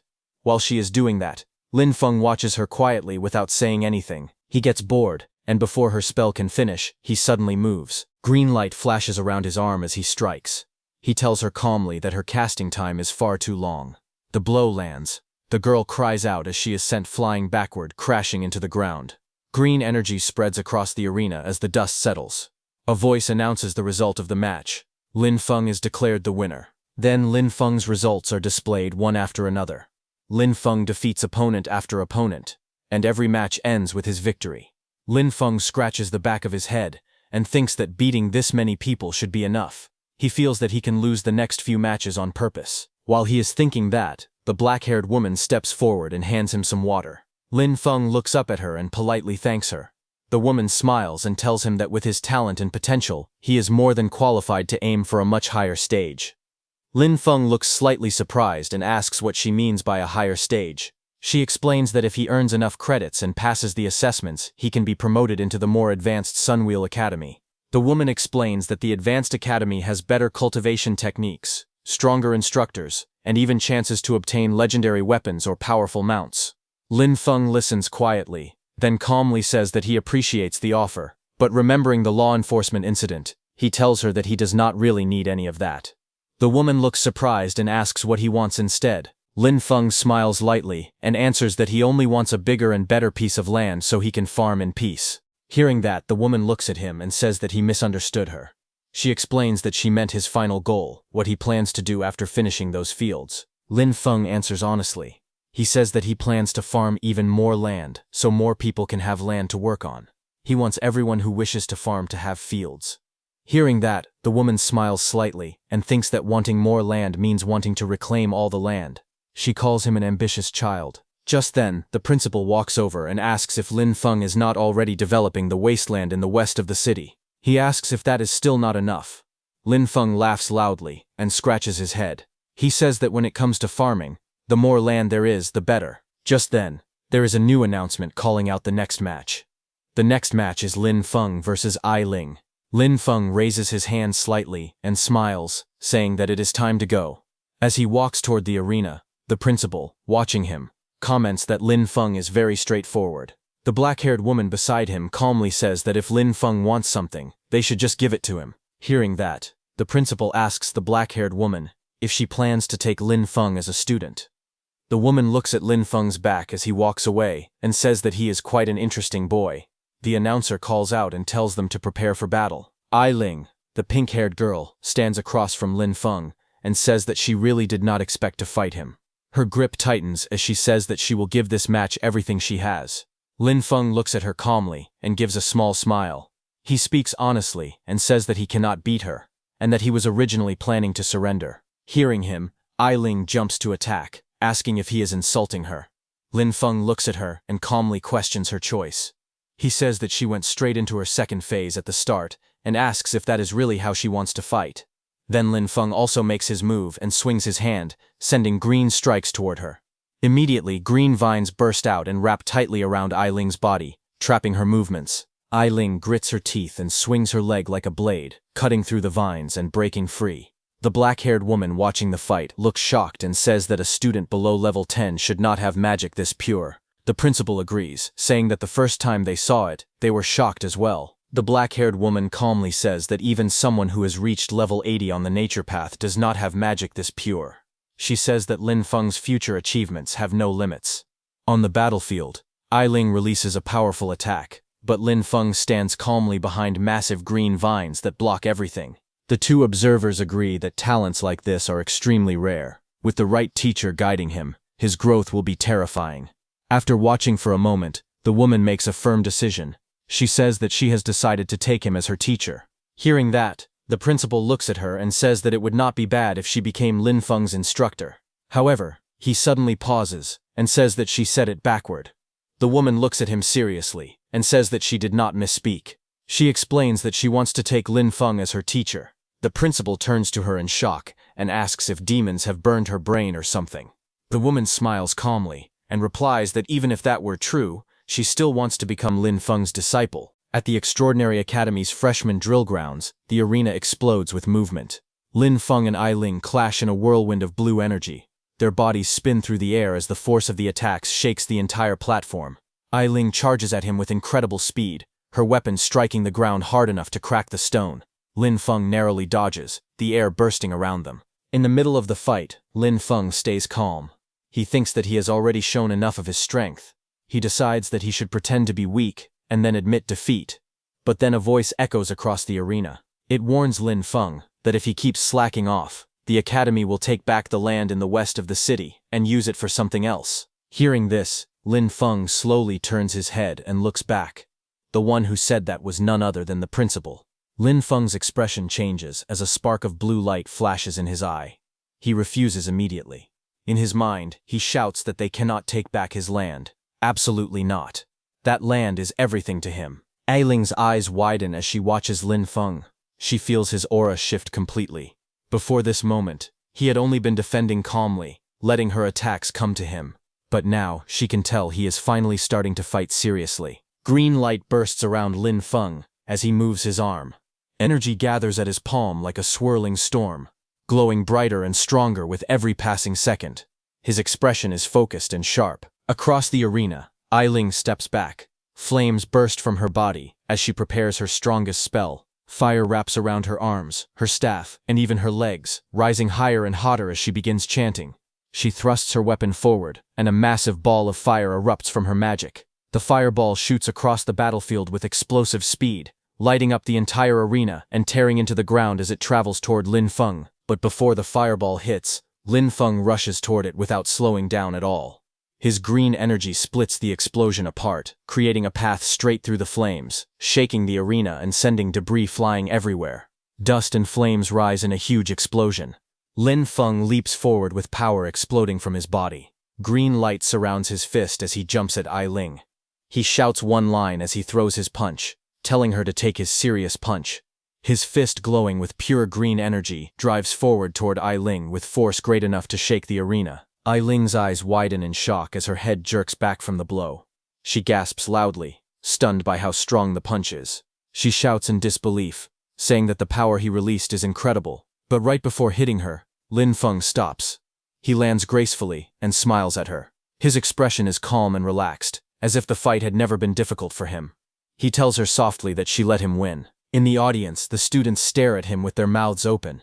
One of them shouts that Lin Feng, the farmer, must have been hiding his true strength all along. Another student compares himself to Lin Feng and says that he is the one who looks like a farmer now. That woman with bright green eyes watches with excitement. She points out that Lin Feng's control over the power of nature is extremely rare. She says he commands it as easily as moving a finger, and that his mastery is close to the very origin of nature's power. Then Lin Feng stretches his hand toward Ai Ling as the announcement rings out clearly. The winner is Lin Feng. After the match ends, Ai Ling stands with Lin Feng's help, her cheeks flushed. She gently holds his hand and looks up at him with admiration. She tells him that he is strong and that she accepts her defeat completely. Lin Feng looks down at her calmly. He tells her that she is the one who is truly strong, and that he only has a lot of physical strength, nothing more. After saying that, Lin Feng lets out a sigh of relief while sweating nervously. In his mind, he mutters that he almost had his land taken away, and that things were dangerously close. Suddenly, the principal appears behind him in a cheerful tone. The principal pats Lin Feng proudly on the back and says that he did well, this is how he should be acting. Lin Feng bows his head slightly and thanks the principal for showing mercy during the evaluation. The principal waves his hand and tells him to keep working hard. He says he is looking forward to watching Lin Feng grow stronger. As the principal walks away, a mischievous smile forms on Lin Feng's face. In his mind, he grumbles that the old man dared to threaten him with his land. He quietly tells the principal to just wait. As Lin Feng walks away from the training grounds, he mutters under his breath with an annoyed expression. Behind him, that green-eyed woman walks toward a tree. Lin Feng rubs the back of his neck, deep in thought. Behind him, the woman moves behind the tree, and suddenly there is an explosion of white fog. The next second, the woman comes out with a new appearance. She then approaches Lin Feng. She turned into a girl with long green hair. She wore a green dress, and her bright green eyes sparkled with excitement. She stopped in front of Lin Feng, and with a cheerful smile, she called out to him. She asked student Lin Feng to please guide her in her cultivation. Lin Feng froze for a moment. His hand rested on his chin, and his eyes widened in confusion. He stared at her, as if he had misheard. He asked her if she was okay, and wondered out loud why a combat class student would ask a farmer like him for guidance. The girl quickly introduced herself. She said her name was Vera, and that they had never met before. She explained that she had just watched his entire match. She spoke passionately. She said his use of natural mana was unbelievable, simple, perfect, and filled with life and strength. She admitted she had never seen anyone command the power of nature the way he did. Her bright eyes softened as she confessed something more personal. Vera said she had been stuck at her current cultivation realm for a long time. She believed that observing Lin Feng's path might give her the inspiration she needed. Hearing that, Lin Feng scratched the back of his head awkwardly. His eyes were wide and confused as he looked at the green-haired girl. He asked her if she was also a nature-type student. He explained that the nature-type instructors were still away on the battlefield and suggested she wait a little longer. He added honestly that he only knew how to farm. Vera held her hands together and spoke with seriousness. She said that the skilled were the true teachers. She did not expect him to formally accept her as a disciple. She only hoped to occasionally visit his fields to observe and learn. She bowed deeply toward him, almost pleading. She said even if she could only help with random small tasks, just being near his natural aura would be enough for her. She begged him to allow it. Lin Feng flinched and panicked internally. But in his mind, he repeated that he couldn't let people know what he was growing in his fields. It was too dangerous, and it would be too easy for his secret to be exposed. He turned his head slightly and spoke with calm politeness. He apologized and said that, as a farmer, he had nothing he could teach her. He insisted that he only had a lot of physical strength and was not good at fighting. But before he could say more, the principal suddenly appeared beside him, placing an arm around his shoulder. The principal leaned in and whispered that since Vera was begging like this, Lin Feng should just agree for his sake. Lin Feng stared at the principal in shock. The principal brought his mouth close to Lin Feng's ear and whispered a long string of censored words, clearly explaining something privately. Lin Feng slowly responded that whatever the principal had just said sounded not very good. His expression showed immediate hesitation and worry. After hearing the principal's whispered advice, Lin Feng's expression softened. He let out a small sigh and then agreed. He said that if things were like this, then it was settled. Hearing him, Vera's face lit up instantly. Her eyes sparkled with joy as she thanked him excitedly. She promised she would never disturb him and spoke his name with sincere gratitude. Unable to hold back her excitement, she suddenly rushed toward him and hugged his arm tightly. She asked in a stuttering voice if she could visit tomorrow or no, even right now. Lin Feng looked to the side, embarrassed, but answered calmly. He said it depended on her, and explained that his land was on the west side of the city. Soon after, they arrived at the West City training wasteland, just outside his greenhouse. Vera, now in work-style clothes, moved around energetically. She asked if there was anything she could help with. Lin Feng watched her quietly, and thought to himself that at least her attitude was very serious. But he also reminded himself that he could never let her see the crops growing inside his greenhouse. Trying to keep her busy, he pointed outward and told her to look around outside for now and get familiar with the place. He explained that he was currently giving some special attention to the newly bred seedlings. Vera turned her gaze toward the greenhouse. Her eyes widened slightly, as if sensing something unusual. A thought rose in her mind. These crops seemed extraordinary. She observed the fields in front of her, and realized something shocking. She thought that the crops here had been nourished entirely by pure natural mana.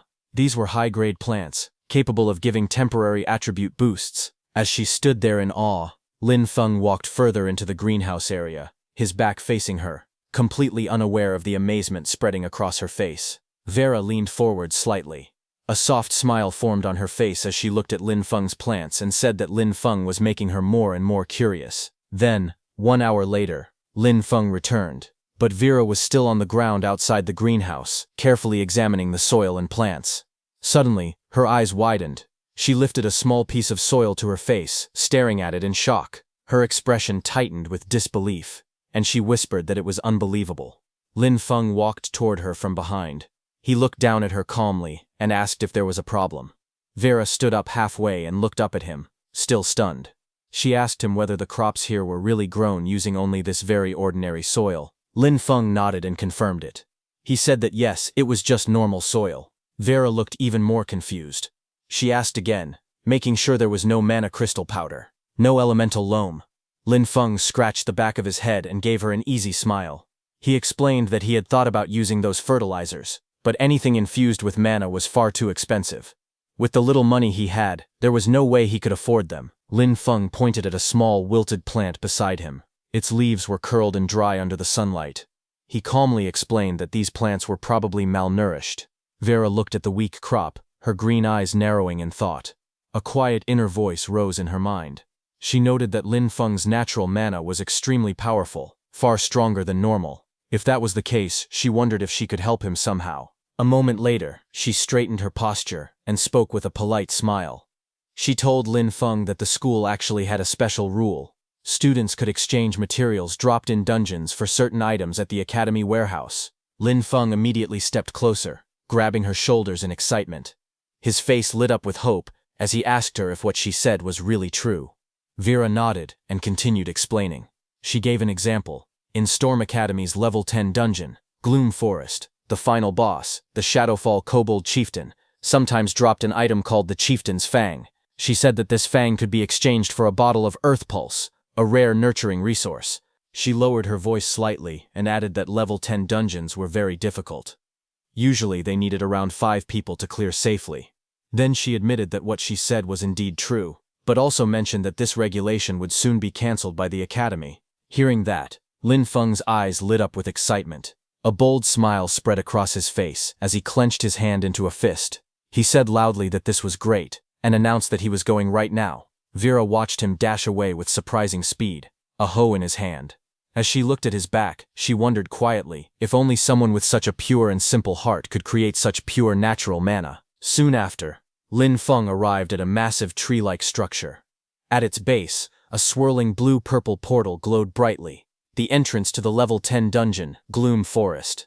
2 academy supervisors stood guard in front of it. A group of students standing nearby noticed Lin Feng running toward the portal. One of them pointed at him in confusion. He asked why a farmer was coming here, and guessed that Lin Feng must have gone to the wrong place. Another student laughed loudly, mocking the hoe in Lin Feng's hand, and joking that he must want to dig up wild vegetables inside the dungeon. Someone recognized him. He said it was Lin Feng, the freshman, and remembered that he was only level 8. Shock spread among them as they wondered if Lin Feng was crazy for coming to a level 10 dungeon alone. Ignoring the comments, Lin Feng approached the supervisors respectfully. He handed them a form and said he wanted to apply for a solo entry into Gloom Forest. One supervisor took the paper and read it. His face tightened with concern. He explained that Lin Feng's level was too low, and that entering the dungeon alone carried extremely high risk. Lin Feng held up the form with a bright smile on his face. He said that according to the academy regulations, any student of the academy had the right to apply for dungeon entry. He politely asked the supervisor to allow it. As he said that, Vera appeared behind him. The supervisor stared at her in shock. His eyes widened as he immediately recognized her. Before he could say more, Vera quickly stepped forward. She put her finger to her lips and told him to stay quiet, signaling him not to reveal anything. The supervisor then took a breath and corrected his posture. He acknowledged that the regulations were indeed true. He wished Lin Feng good luck and told him to act within his ability. He warned that if Lin Feng couldn't win against the dungeon monsters, he must retreat immediately. Then Lin Feng walked toward the entrance area. A group of older students watched him move forward. One of them frowned and asked if Lin Feng was actually an idiot. They whispered among themselves, saying he was nothing more than newly recruited cannon fodder. They insisted he couldn't compare to elite students like them. Another student looked toward the glowing dungeon portal and spoke with cold amusement. He said that it would be better if Lin Feng died inside. Having such a useless junior, he muttered, only brought embarrassment to their extraordinary academy. Then, inside the level 10 dungeon, Gloom Forest, a pack of blue wolf-like monsters rushed forward. Their red eyes glowed fiercely as they lunged toward the intruder. Lin Feng stood calmly in front of them. He called out to his undead companions, telling He Qi and Yu Ye to clear the way. He ordered the others to follow behind and push straight through so they could finish the dungeon quickly. A flash of bright blue light burst ahead. He Qi, covered in glowing markings and swirling energy, charged into the monsters. His figure moved like lightning as he captured all the wolves and water bubbles. Behind him, Yu Ye appeared in dark armor, his body surrounded by a black aura. He swung his weapon fiercely as the wolves threw themselves at him, but none of them could slow him down. Soon, their bodies fell to the ground. Lin Feng walked up to the corpses. Purple energy began to swirl around his hand as he used his Necromancer, Undead summoning power. With a cold, steady voice, he commanded the fallen beasts to rise and become his warriors. A small glowing creature appeared beside him.